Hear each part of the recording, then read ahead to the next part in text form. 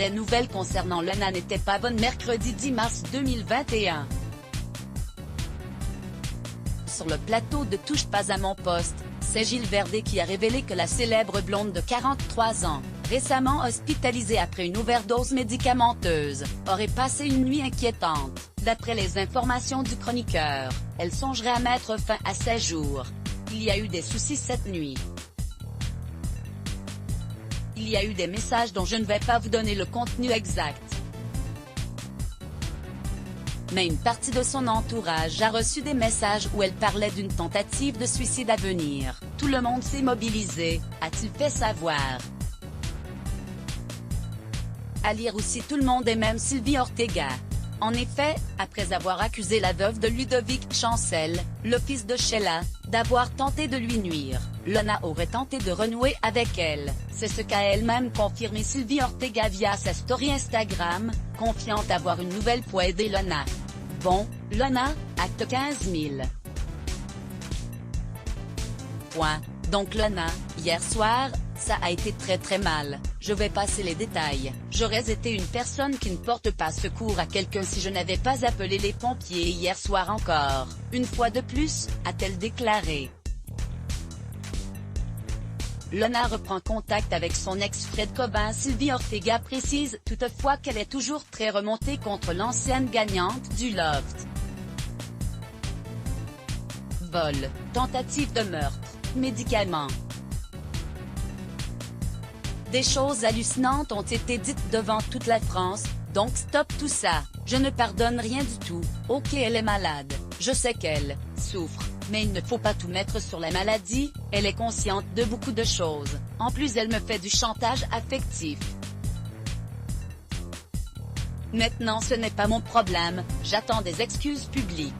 Lona pleure, Lona est très triste, Lona regrette. Moi je connais la vérité et elle aussi d'ailleurs, mais stop, je ne vais pas la plaindre, même si j'ai passé toute la nuit avec elle au téléphone, a-t-elle annoncé. Sylvie Ortega indique ne pas avoir été la seule à avoir pris des nouvelles de Lona. Son ex-compagnon qu'elle accuse de violence, Fred Cobin, serait également entré en contact avec elle. Elle écrivait aussi à Fred. Et oui, effectivement. Maintenant ce sont leurs messages à eux, je n'ai pas à les balancer. Reste que Lona se trouverait aujourd'hui en sécurité après avoir causé des frayeurs à son entourage la nuit dernière, sans être totalement tirée d'affaire. Si Lona tient vraiment à moi, qu'elle m'écoute. Ainsi que Nico et Fred d'ailleurs. Et je ne retourne pas ma veste. Fred n'est pas mon ami mais on a dû s'appeler pour plusieurs raisons. Il faut absolument qu'elle rentre en clinique, a-t-elle estimé. Une sortie publique qui a fait bondir son meilleur ennemi, Éric Prère. Sur Facebook, le sosie non officiel d'Elvis Presley, qui l'avait insulté en direct, ne s'est toujours pas montré tendre à son égard. Lona a un coup de blues et comme elle avait pour habitude de se confier à la sorcière instinctivement elle l'a contactée. Bien évidemment la sorcière s'est empressée de prévenir les médias pour discréditer Lona. Lona m'a promis qu'elle ne la contacterait plus, a-t-il écrit. Lona donne des nouvelles quelques heures plus tard, Lona a fait un post sur son compte Instagram. Elle a dévoilé une photo d'elle tout sourire et a écrit « Juste pour vous dire que je vais très bien. Heureuse comme je ne l'avais pas été depuis longtemps, fière de moi, et épanouie.